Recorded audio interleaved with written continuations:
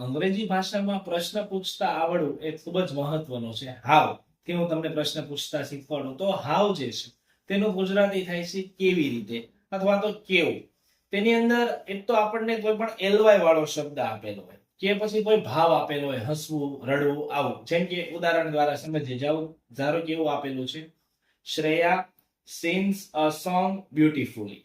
અને બ્યુટીફુલી જે છે તેનાથી તમારે પ્રશ્ન બનાવવો છે. તો આ રીતે પ્રશ્ન બનતો હોય, how does Shreya sing a song. બીજું ધારો કે આવું આપેલું છે, આઈ ફેલ્ટ વેરી હેપી. મને ખૂબ જ સારું લાગી રહ્યું છે. તેનો પ્રશ્ન તમારે બનાવવો છે. તો હાઉ ડીડ યુ ફીલ. ધારો કે એવું આપેલું છે, my father walks in the garden carefully. મારા પપ્પા ગાર્ડન ની અંદર કાળજીપૂર્વક ચાલી રહ્યા છે. તો કેવી રીતે ચાલી રહ્યા છે એવો પ્રશ્ન બનશે. એટલે હાઉ ડઝ, માયનું થઈ જાય your father walk in the garden. નીચે આપેલા ત્રણ પ્રશ્નોના જવાબ જરૂરથી આપજો.